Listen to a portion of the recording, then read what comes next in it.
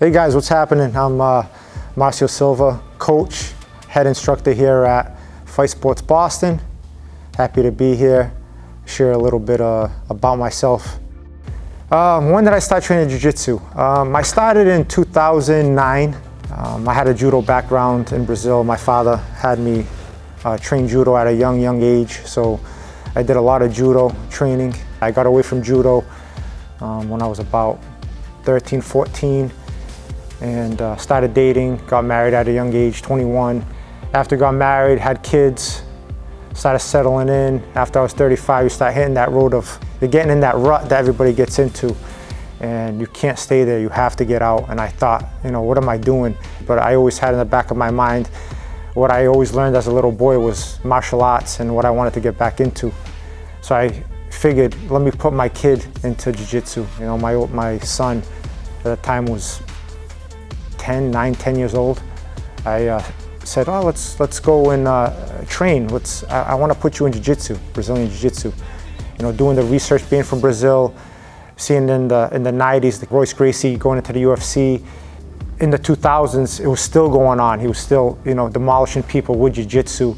And I was like, well, I'm going to put my kid in jiu-jitsu. Found the school, took him there, and the day I went in, they had Kenny Florian there. They had Murillo there. Murillo, Shogun's brother, and Shogun came the next day, actually, to do a little seminar. So it was kind of interesting and kind of mind-boggling how it all happened when I decided to take my son there, how this was going on. So it was kind of like, is it meant for me? Is it meant for me to try it out and do it?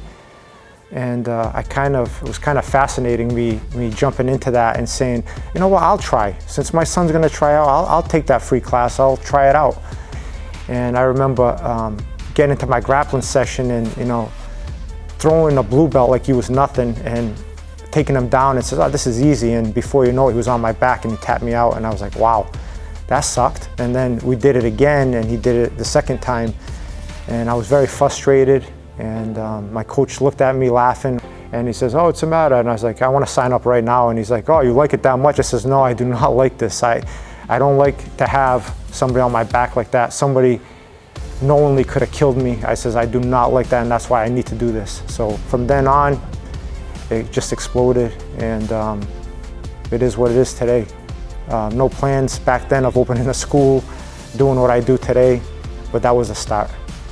As a white belt, I really started focusing on jiu-jitsu. Of course, I was married, had a job, I was running my father's company, and that June of 2009, we brought my son out to California. He was pursuing an acting career at the time, and he was doing a lot of auditions out in California, in Hollywood actually. And I decided, I want more. As I'm out there for 2-3 months at a time during our summer months, I decided to train with 10th Planet, and I trained at 10th Planet Burbank, where Eddie Bravo was teaching classes at the time. He was also doing it at HQ at Legends. Chuck Liddell came in and he was training some jiu-jitsu. He was getting ready to come back into fighting at the time, and after a little layoff he had, so I was training with him, all those guys, met all those guys, and it was just took me to that next level. Came back home as a white belt, and I was pretty much a blue belt at the time from training so much. I was doing triple sessions, I was doing morning, noon, night. So it really opened up my mind. Well, I got promoted to blue belt that year. I came back in September, and I was a blue belt. And then in 2010, that summer, we went back again for Marciano's year sessions. At the time, Cobrinha was opening a school in LA. Coming from Atlanta, he opened up a school in 2010 in LA. I started training with him. So I trained with him, and again, 10th Planet. I was doing no gi at 10th Planet, and then I was doing gi down at Cobrinha's, along with, I was going to Paragon also to do my gi the year before that. So I was mixing it up with all these people that introduced me into jiu-jitsu and really got my mind processing. I trained with all these instructors and world level guys. It was pretty amazing. The journey and the people I've met, who I got to train with. At the time I was at Cobrinha's, he was training for ADCCs, so you could imagine how tough that camp was. Me as a brand new blue belt training you know, with Uriah Faber that was in there. We had Verdum, we had all these guys getting ready for ADCCs, and I'm in the mix of that as a blue belt. It was pretty mind-boggling to see that, and that really changed my mind on things. And when I came back, I realized that there was no training like that around here. And I told my coach, I want to be a world champion, and he kind of laughed at me and says, well, you know, it's not easy to be a world champion. You have to do a lot more to become a champion. I said, well, what do I need to do? I mean, I'm training nonstop. What do I need to do? I said, you know, I'm preparing for the ADCC trials and I need people. So at that time already, as a blue belt, I was already thinking like, man, I need a place to train. So ADCC came around, the trials in New York. I ended up placing third there at the trials, coming short, 4 hard fights, winning them all, and then losing, you know, my fights in the finals to, you know, Jonathan Satava. You know, my coach wasn't there with me. It really hurt me to see that. But at the time, I was there. I had met Rafael Formiga Barboza, which is, you know, amazing guy, amazing grappler. Today, you know, I think 7-time world champion. And he's like, oh, where are you training? You know, I seen your first fight. That was amazing. And he says, you need to train with my coach, you know, the Deco, which is Andre the Deco Almeida. And I said, oh yeah. He was there with the team and he introduced me to him. I took a liking to him right away. He came over, helped me out in my 2 of my fights at the end. But he was there as a support. You know, here we got Marcelo Garcia coaching one guy, coaching his guy, and here I have the Deco coaching me. It was amazing to have that. And that's when I took the leap to go to the Deco, and he took me in with open arms. So I stayed at the Deco as a purple belt, and I decided I need to open up a school. I need to make this bigger. I need to start teaching people, educating people, showing them what I've learned, my way of just doing jiu-jitsu.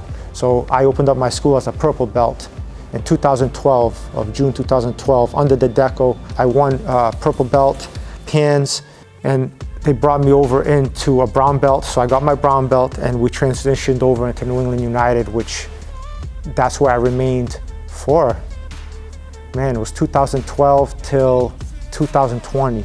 I remained New England United. Very loyal to the team. You know, I don't like to talk bad about it, but people need to know why I left NEU. So no support at the tournaments. That was the main thing, was for me, was no support. So that was very disappointing to me. And I didn't like that at all. You know, I don't believe in that. I think your coach should be there at every tournament, or you should have the team support of the guys helping you out, okay? And we didn't have that. So we had to make a switch.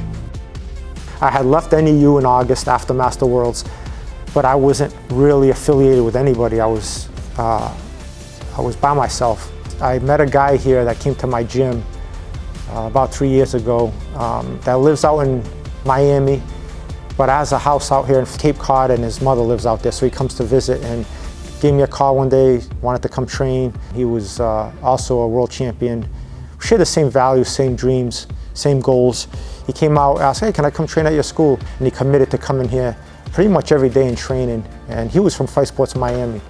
And it was awesome training with him and just seeing how his jiu-jitsu was and how his personality was. I've been to some seminars with Cyborg that he's done. Always admired Cyborg, of course. Watching his videos, big mentor of mine also on my list there of, you know, top 3 that I love. So always having Jay here with us, oh, when you come down to Miami, you know, come and train with us. Now, I never flew out to Florida. I would always go out to California. California was my spot. That's where I would go. Like, if I'm gonna go on vacation, California is where I'd went, or Brazil, I train. That being said, go down to Miami, walk in, just felt home, felt different than every other gym I've ever been to. And I met Cyborg and I says, wow, this is it. You know, just being a judge of character and meeting the person, seeing them, you just, you know, fall in love with what you see and what you feel. And him being real, you know, took me in. Training over there is just amazing, okay, amazing. Training, the athletes there, training camps in the morning, everybody there, Wagner Rocha, Gilbert Burns. I mean, I could go on forever just saying names of people that are there, and training with these guys and them opening up to like you've known them for 3-4 years already, and then afterwards going out to lunch. And this is from day one. I'm not even talking about what I've experienced now, but just from day one of meeting him was amazing. Watching, our mentor Cyborg out there, at Master Worlds, coaching the whole day, running around, coaching 70 athletes, and then he goes and fights. That's amazing because that's how I think. That's what I do to my school. I'll compete. I'll coach and then I'll compete. And that's my mentality of doing it. Here I am, 46 years old, gonna be 47, and I coach my students. That's your priority, and that's what I believe in, and that's what Cyborg believes in. That's what his team believes in, and I need to put myself with those people, and it's amazing. So I seen that in 2019 at Master Worlds. I went down there for a training camp for No-Gi Worlds in December. I went out to train. I get out there, and he, of course, again, is competing, and he had like 40 athletes, 50 athletes there. So Cyborg, I had asked Cyborg, hey, you mind if I jump onto your roster and fight under you? And he says, absolutely. And this is before I kind of made a decision of being affiliated with them. He says, absolutely. He goes, your family, anything you need. So I signed up under Fight Sports. I ended up getting sick. I had a inflamed ligament in my wrist. I couldn't really use my wrist. I had it taped up, no excuses, just saying I was very depressed, very negative and not positive. And when I got there and seeing the atmosphere, it just made me feel a whole different person.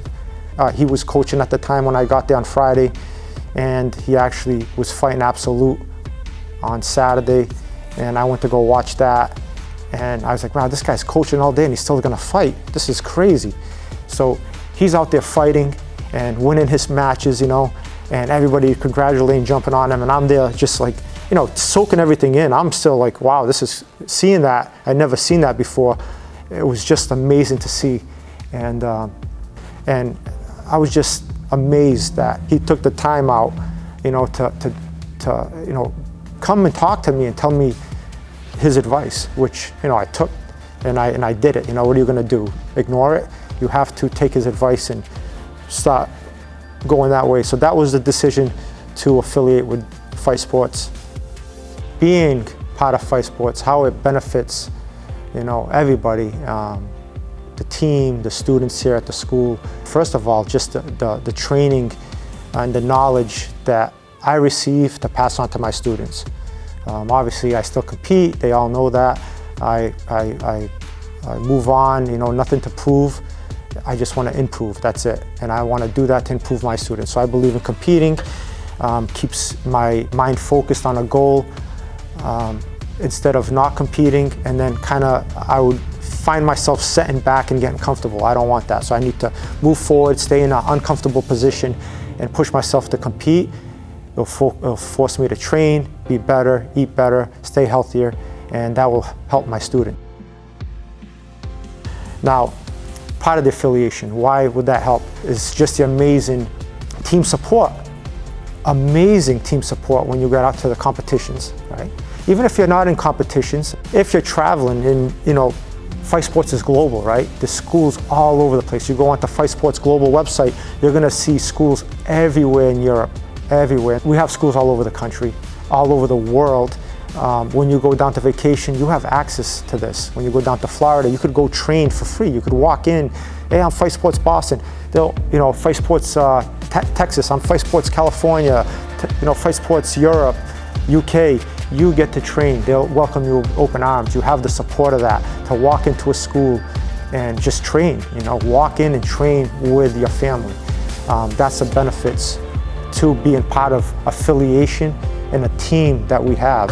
So you have all these champions affiliated with their school, their system, their affiliation. Why? They need that support system, right? You need it. We need to be affiliated with something bigger than us. And the website they have, right? There is no team out there, affiliation school that even has remotely close to what they built. It's a website that you could just watch the videos at home and get the knowledge from it.